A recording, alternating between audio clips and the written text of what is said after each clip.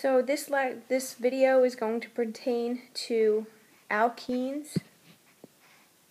Specifically, we're going to deal with sections 8.2 through 8.5 in the textbook and sections 9.1, 9.3, 9.4 from chapter 9. All right. So alkenes are abundant in nature, and the beginning of the textbook talks about a particular alkene called ethylene. Now, alkenes have a carbon-carbon double bond. Ethylene gas is what causes your fruit to ripen. So if you ever have unripe bananas, you put them in a brown paper bag and they'll produce their own ethylene and go from green to yellow. Now, sometimes alkenes can be called olefins as well. And as I said before, they're hydrocarbons that contain carbon-carbon double bonds. We use ethylene in our production of plastics. We use alkenes in our production of plastics and other polymers. There's a table in your text. It's figure 8.2. which talks about some of the industrial applications of alkenes. Alkenes can also be seen in pheromones.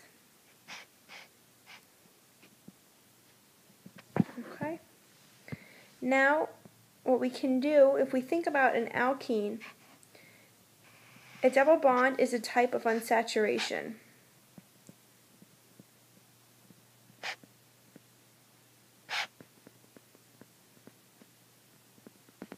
Another type of unsaturation is a ring. What I mean by unsaturation is that we're slightly deficient in hydrogen. We can use a formula to calculate the degree of unsaturation, and this will tell us how many rings and double bonds we have.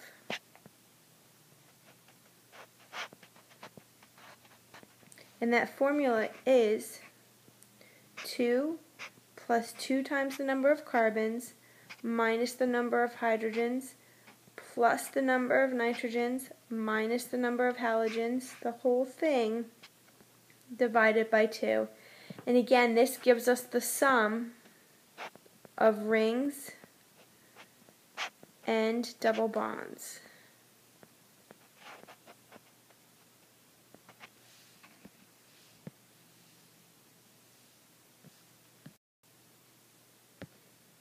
Now this brings us to section 8.3,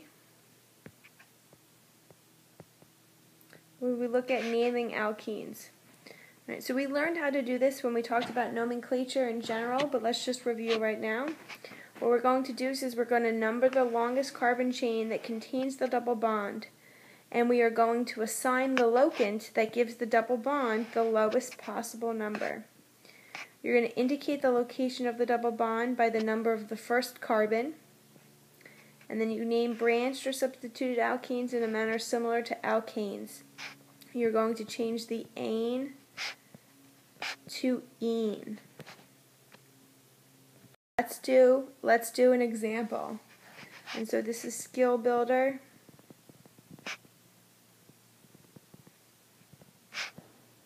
(8.1).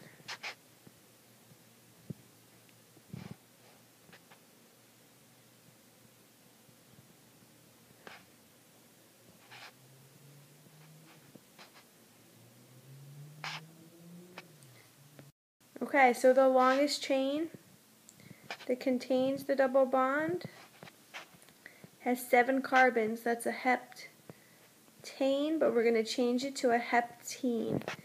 The double bond is between vinyl carbon C2 and C3. Remember, a vinyl carbon is a carbon that is unsaturated. Unsaturated is not the right word. That has a double bond to another carbon.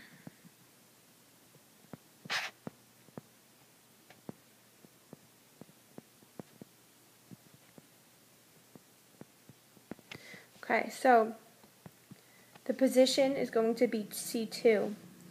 We have 2 methyl substituents, an isopropyl substituent, and an ethyl substituent. So the name would be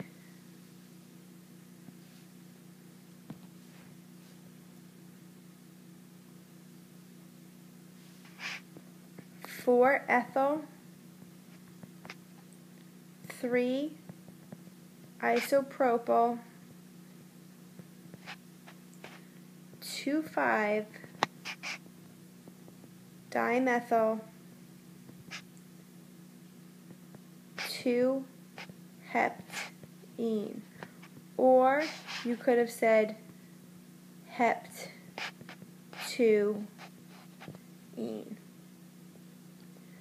Okay?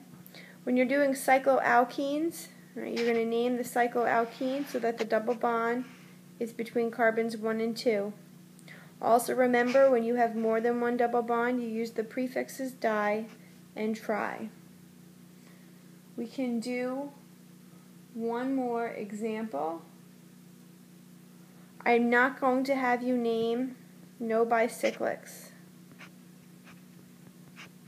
Okay, so let's just do another example here.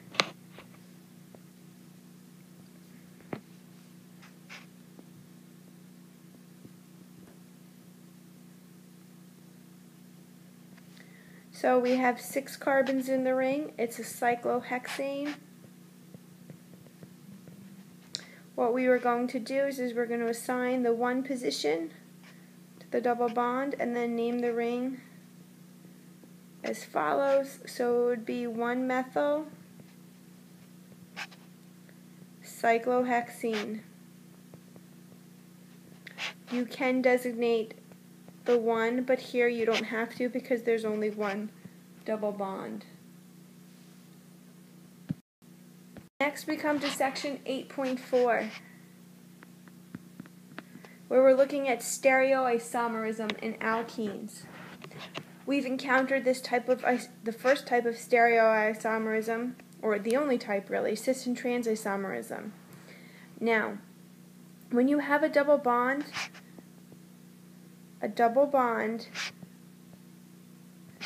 is planar. Okay. It's going to be formed by the overlap of 2 sp2 orbitals that lie in the plane, and then the pi bond is from the side-by-side overlap of the unhybridized p orbital. There is no free rotation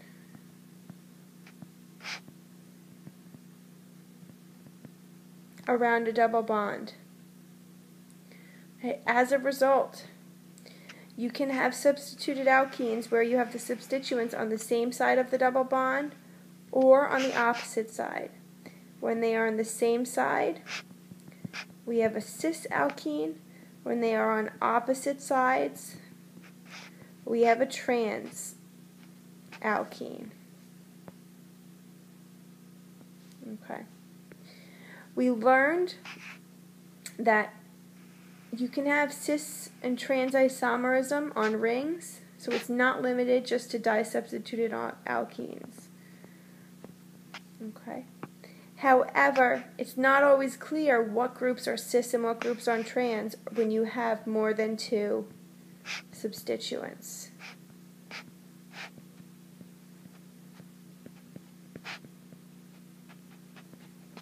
So what we can do is we can name alkenes using the EZ designation. And we use this designation when cis and trans is not clear. Okay. So this EZ designation is based upon the Kahn-Ingold priority rules that we encountered when we did stereochemistry in Chapter 5.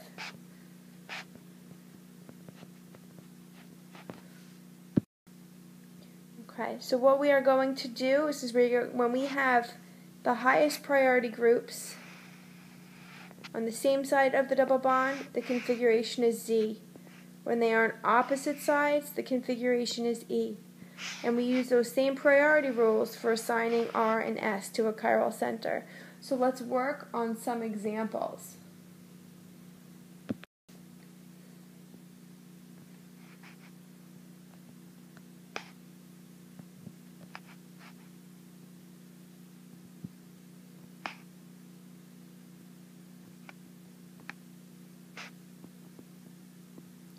Alright, so to figure out what's E and what's Z, you need to look at the vinyl carbons.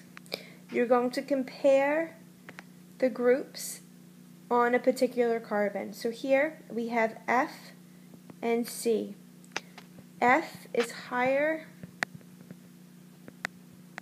in atomic number, so it is higher in priority. High, low. Let's look at the next vinyl carbon and its substituents. First we have carbon-carbon tie. We need to go to the next atom out. We have 2 hydrogens here and an oxygen, and here we have 3 carbons. The oxygen is higher priority than the carbons, so this double bond is Z.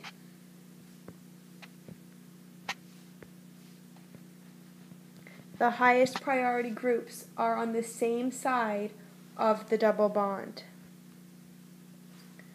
Next, we're going to discuss the stability of alkenes. This is section 8.5. Okay, so when we discussed the stability of alkanes, we looked at heat of combustion. And what we said was that the more negative the delta H, the less stable, because more energy was released. Now your book talks about heats of combustions of alkenes. What you can also do is you can look at the heat of hydrogenation. Okay, and so this is where we add hydrogen across a double bond, and we'll learn this reaction in more detail in chapter 9. So essentially you have an alkene, and you can add H2, and you get an alkene, and you look at the delta G of the reaction. The same principle holds. The more negative, the less stable the alkene.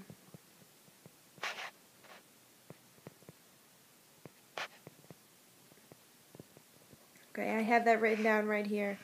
The more negative, the less stable the alkene. So, a lot of you recognized in class that transalkenes are more stable than cisalkenes. And what you recognized was that if we just draw these 2 alkenes here, there's more steric strain in a cisalkene. If we look at the degree of substitution of an alkene, as we increase the substitution, the stability increases. Now, this occurs because of electronic effects.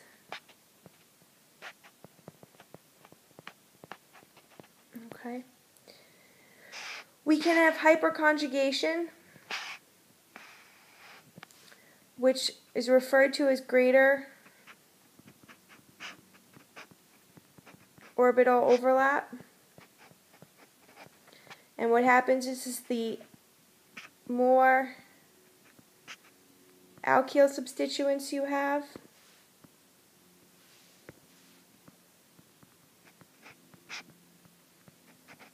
the more you stabilize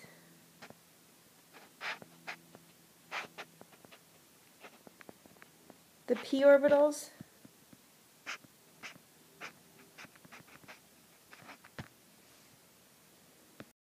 In addition, you can have induction. The alkyl groups are electron donating and also stabilize the pi bond.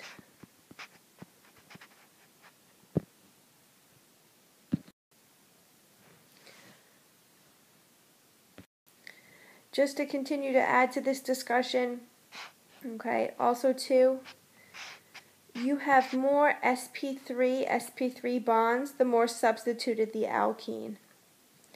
And sp3 bonds are more stable, or they're stronger. You have better overlap than sp2, but this is only slight. Really, you just need to know that it's electronic effects through this hyperconjugation and induction that helps stabilize a substituted alkene. Okay, so let's move on in our discussion and look at electrophilic addition reactions of alkenes. Generically,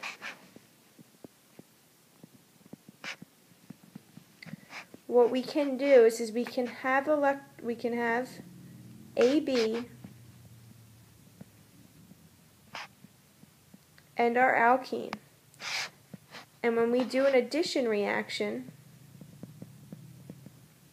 we are adding AB across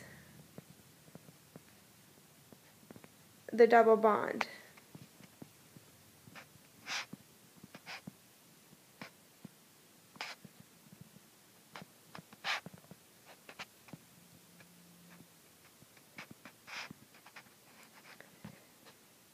Now, the alkene is going to act as the nucleophile. It is going to donate electrons. And then we are going to have some electrophile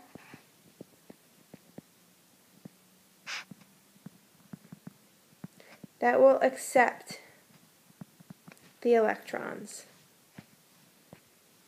Let's look at the reaction between HBr and ethylene.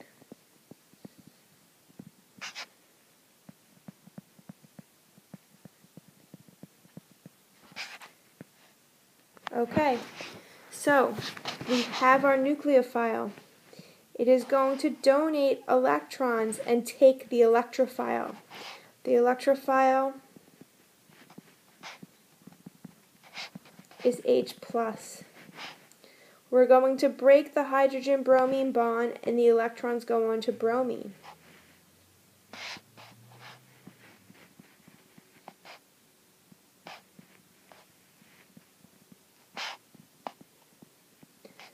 So our hydrogen will add to one of the carbons, and then we get a positive charge on the other vinyl carbon.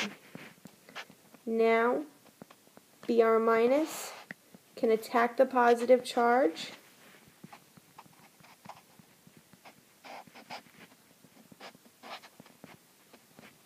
And we no longer have the double bond, and we have added HBr across the double bond. This reaction is called hydrohalogenation. We add a hydrogen and a bromine across the double bond. So what I drew before with the curved arrows was I was showing you the mechanism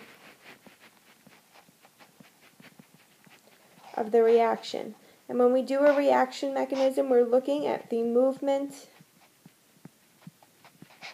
of electrons. Where are the electrons going? The reaction began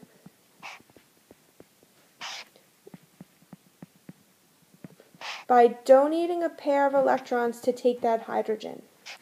You break the hydrogen-bromine bond and the electrons go onto the bromine, and we form what's called a carbocation intermediate. Now notice that the starting alkene is symmetric. This is important because the hydrogen could add to either vinyl carbon. When we have an unsymmetric alkene, we are going to have to decide which region the hydrogen adds to. We have our carbocation intermediate, Br minus. Okay, it's the electrons that will attack the positive charge,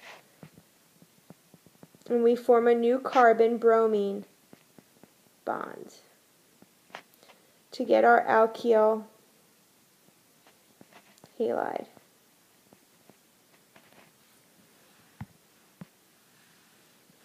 Okay. The overall reaction mechanism has two transition states. The carbocation is an intermediate.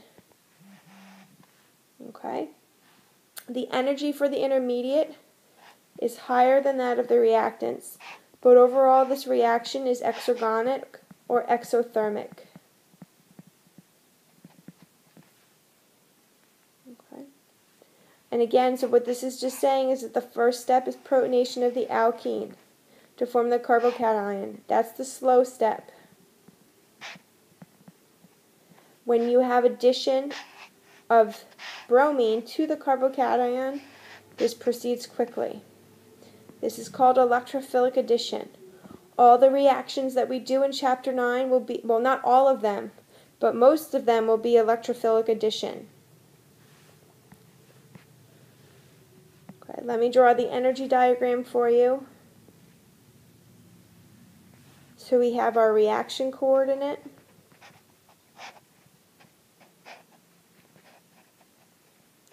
We have energy. You have the starting reactants. Slow step is formation of the carbocation intermediate. Then we quickly have addition by bromine to the carbocation. So step 1 is formation of the carbocation. Step 2 is attack by X minus. When I say X minus is the halogen. Here we have the reactants, here we have the products, here we have the carbocation intermediate. We can also do this reaction with H plus in water. Instead of forming an alkyl halide, we will form an alcohol. This reaction is known as acid catalyzed hydration.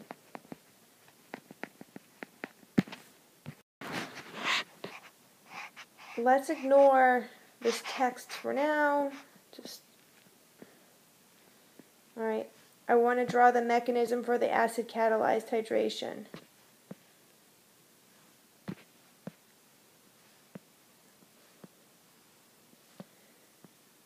Okay.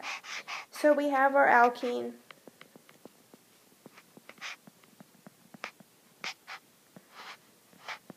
We have H plus in water. First step, electrophilic addition of hydrogen to the double bond. It doesn't matter which carbon we add the hydrogen to because this is a symmetric alkene.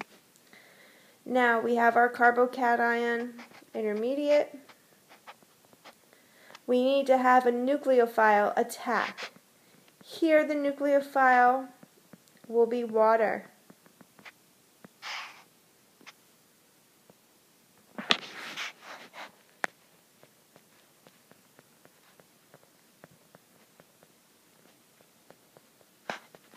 We get a positively charged oxonium that can rapidly deprotonate, and we get formation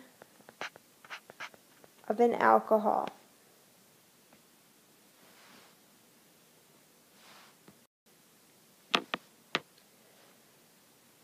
Now, let's talk about this in terms of regioselectivity. And we can address what's called Markovnikov's rule. When we have an asymmetric alkene, we need to determine where does H plus add. In order to do this, we need to look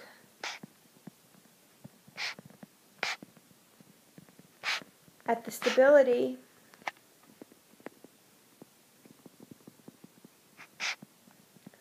of the intermediate.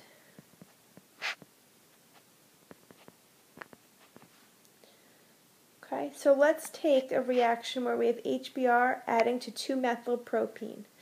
So let's draw 2-methylpropene. We have 3 carbons. The methyl group is on the second carbon. We have HBr. The first step is electrophilic addition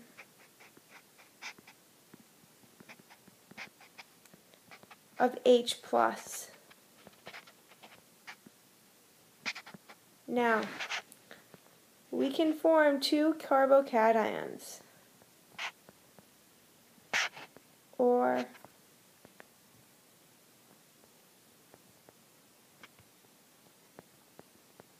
okay.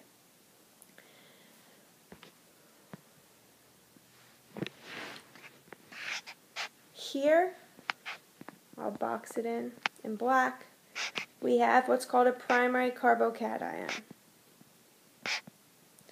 What this means is that the carbon bearing the positive charge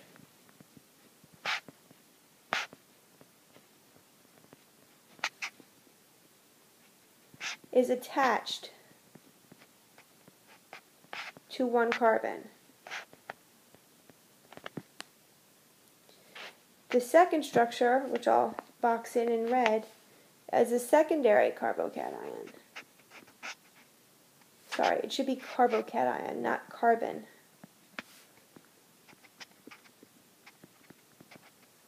So that the carbon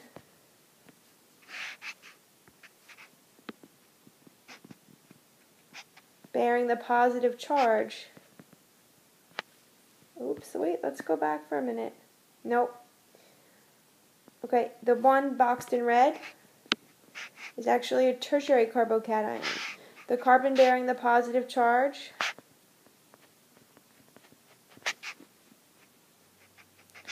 is attached to 3 carbons.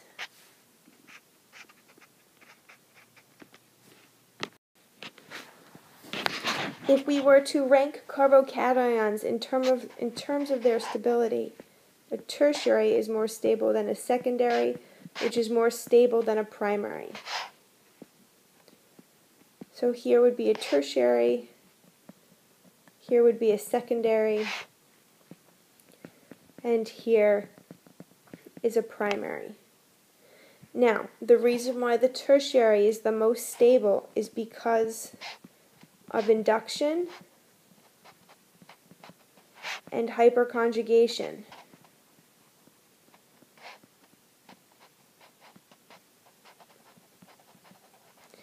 Okay, so by induction we have alkyl groups, and they donate electrons. So they are going to push electrons into this positive charge. And as a result, they reduce the magnitude. So in essence, they're delocalizing that charge. In addition, you have orbital overlap.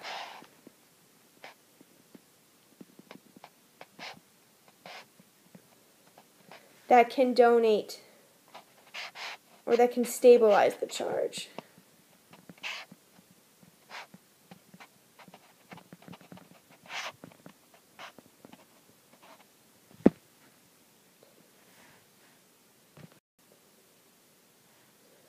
So,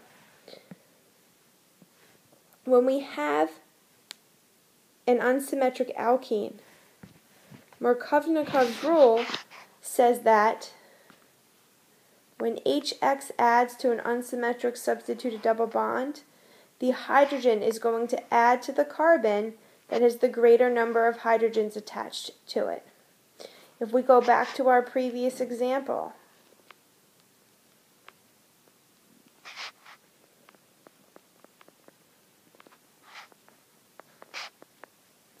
we are going to form the more stable carbocation, and hydrogen adds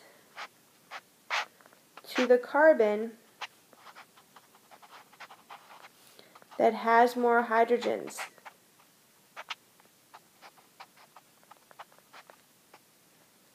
Now, Br minus will attack the carbocation,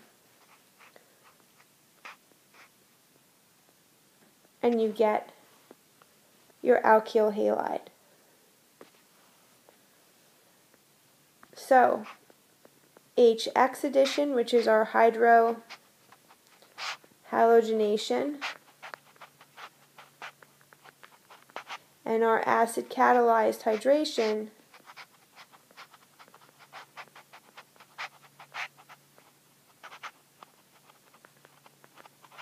they demonstrate regio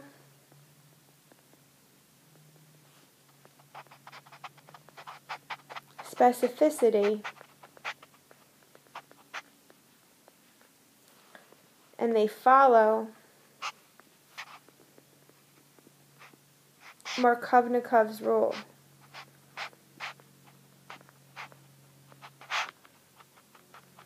You also should think about this in terms of the fact that they follow the formation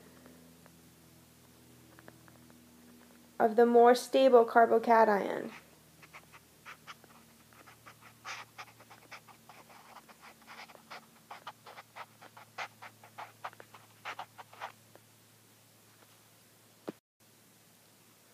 Okay, so I already went through carbocation structure and stability.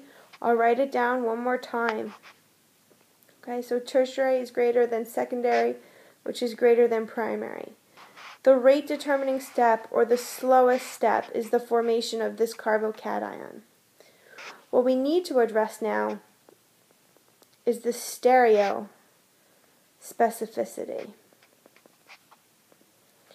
Okay, so carbocations are planar. And so, because they are planar,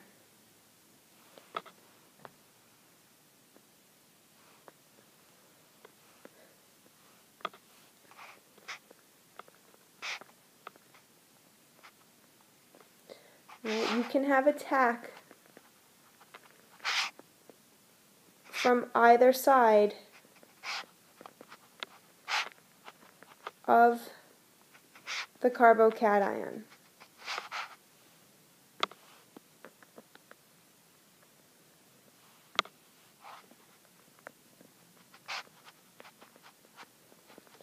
What this means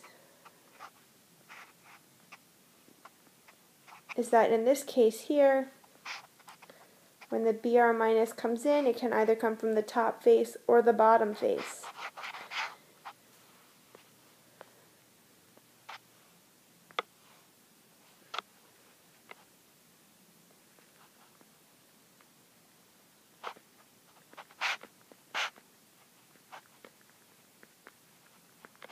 Now, what you should recognize is these are not chiral. There's no chiral center. If you form a chiral product, you will have a pair of enantiomers, and it will be 50-50 of each, which is a racemic mixture. And what you should recognize is optically inactive. Okay, so all of this ties together. So what we did in Chapter 5 applies here now in Chapter 9. Alright, so what these figures are going into more is that hyperconjugation. Right, you can look at them, however, I feel like it's not necessary. If you can just understand that there is this inductive effect and the hyperconjugation of the molecular orbitals, which I know is very abstract, that's all you need to know for carbocation stability.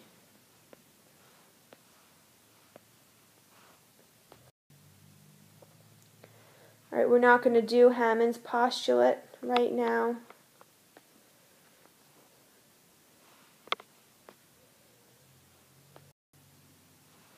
Okay, this again is more of a continuation of Hammond's postulate. I'll come back to this later on.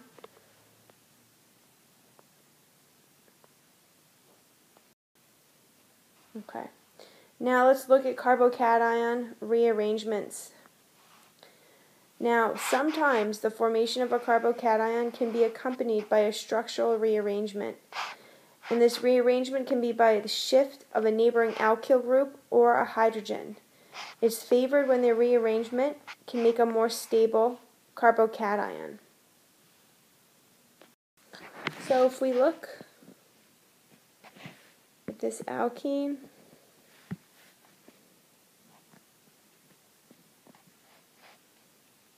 and we're going to add HCl. First step is electrophilic addition of the hydrogen. We have an unsymmetric alkene, so we're going to favor formation of the secondary carbocation. Now, there's also a hydrogen attached to this carbon next to the carbocation. If we were to break the carbon-hydrogen bond and have what's called a hydride shift. Now, it's a hydride because the H is negatively charged. The H is taking its electrons with it. Oops. Can I undo that? Let's erase that.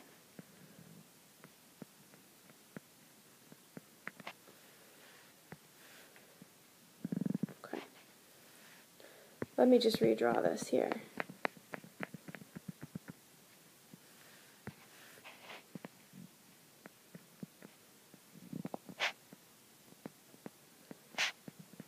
Alright, so we're going to have a hydride shift. The hydrogen takes its electrons with it. And now,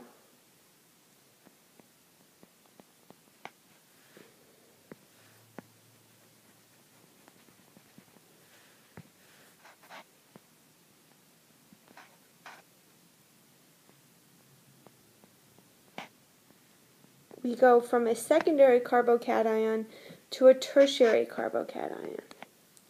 This is more stable.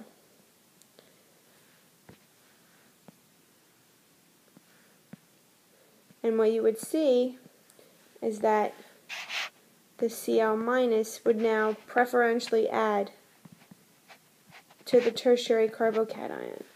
You'd most likely have a mixture of products